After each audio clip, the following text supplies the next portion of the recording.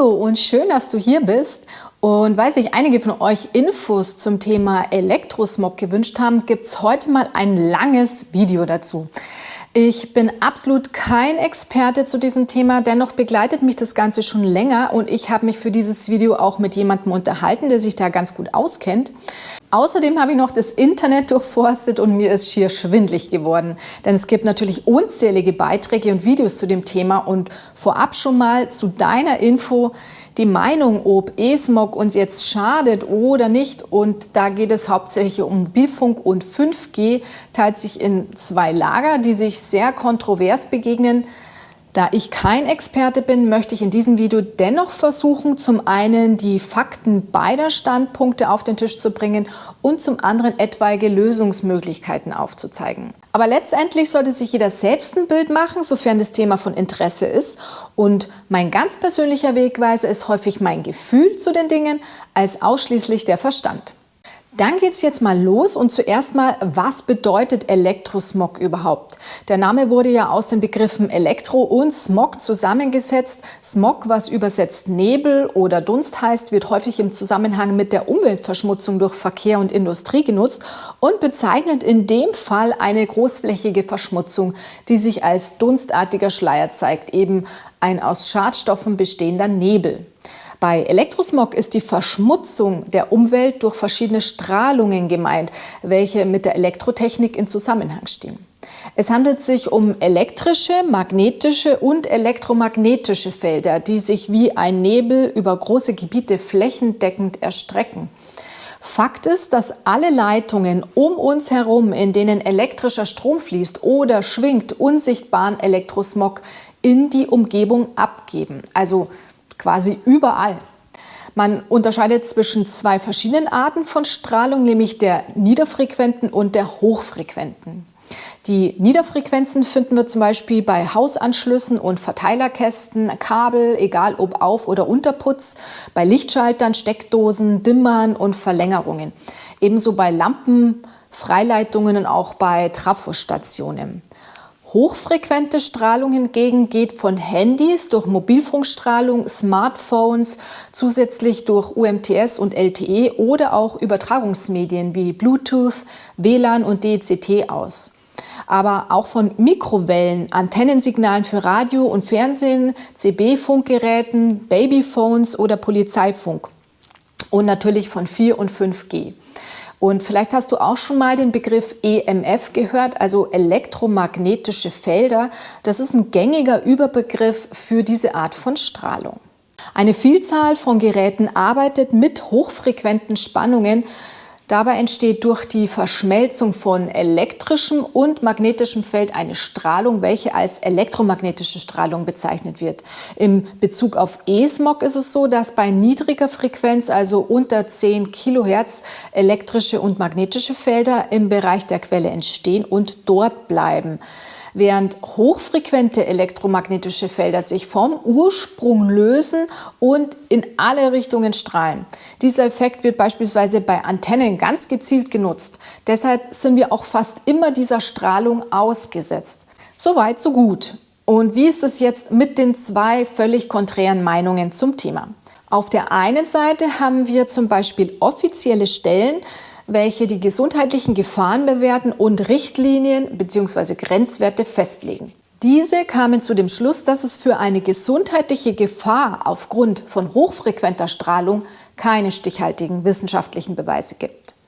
Auf der anderen Seite gibt es eine wachsende Anzahl von Menschen, die als elektrosensibel eingestuft werden, Baubiologen, die Messungen vor Ort durchführen, Wissenschaftler und Ärzte, die auf die Gefahren durch Elektrosmog, 5G und so weiter aufmerksam machen wollen und der Meinung sind, dass sich das Ganze schädlich auf uns und unsere Umwelt auswirkt. Und Fakt ist, dass die Menge an Strahlung, Frequenzen und der Nutzung dessen weiterhin ansteigt, weil wir immer mehr von diesen modernen Technologien Gebrauch machen.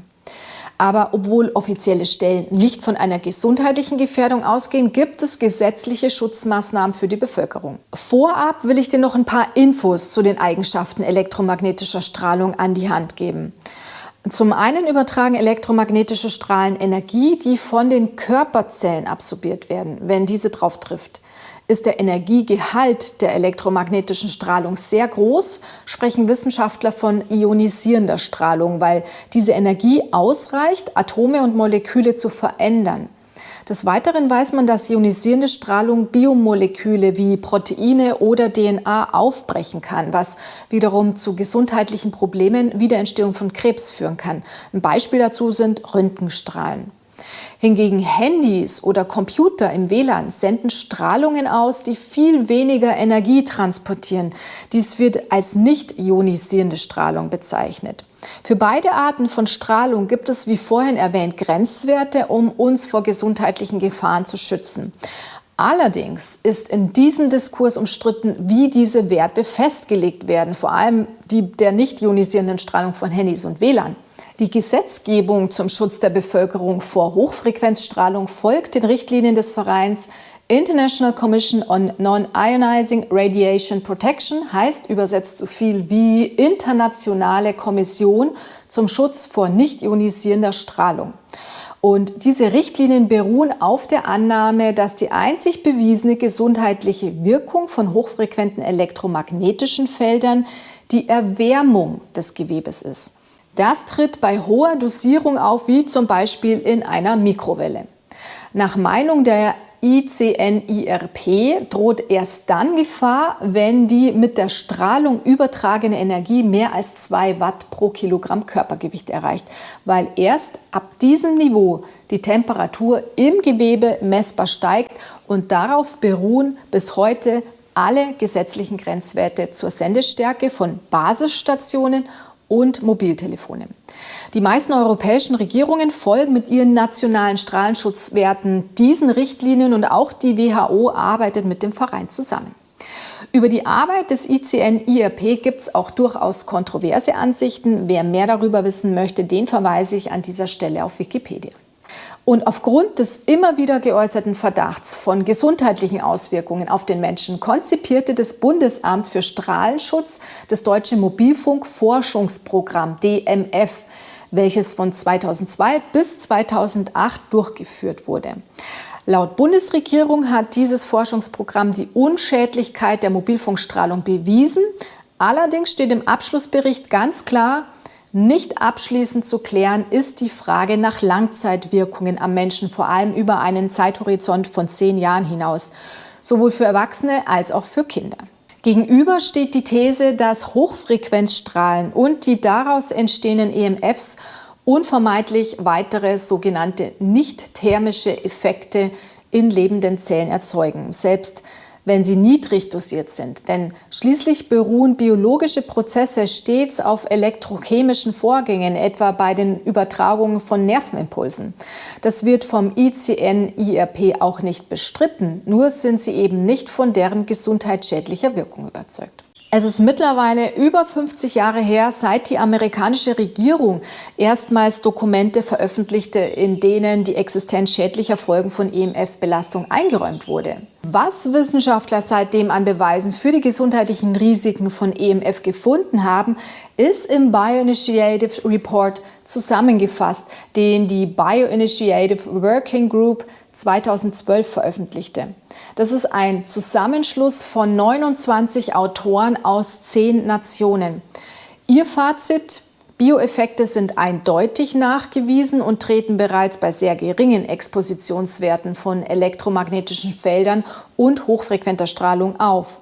Chronische Expositionen auf Basisstationsebene können zu Krankheiten führen, wobei mögliche Auswirkungen, die mit extrem niedriger Frequenz und/oder Hochfrequenzstrahlung in Verbindung gebracht werden können, zum Beispiel Leukämie und Hirntumore, pathologische Beeinträchtigungen der Blut-Hirn-Schranke, Fehlgeburten, Schlafstörungen, Herz-Kreislauf-Effekte und ein erhöhtes Risiko für Brustkrebs sind. Deshalb fordert die Organisation eine strengere Regulierung und Vorsorge im Umgang mit elektromagnetischen Feldern. Eine noch umfassendere Sammlung von Studien zum Thema elektromagnetische Felder lässt sich im EMF-Portal finden. Das ist ein Projekt der Arbeitsgruppe FEMU des Instituts für Arbeits-, Sozial- und Umweltmedizin der Uniklinik RWTH Aachen. Wer genauere Infos haben will, da mal vorbeischauen. Da findet man über 30.000 Studien mit knapp 6.500 Zusammenfassungen zum Thema. Ebenfalls erwähnenswert ist, dass bereits 2005 der Nachweis des Geldrolleneffekts 2 Abiturienten beim Wettbewerb Jugend forscht den Regionalsieg brachte. Beim Geldrolleneffekt verändert sich das Blutbild während eines Handy-Telefonats bereits nach 20 Sekunden. Die roten Blutkörperchen, die sich sonst frei bewegen und sich voneinander abstoßen, kleben durch das Feld des Telefons aneinander.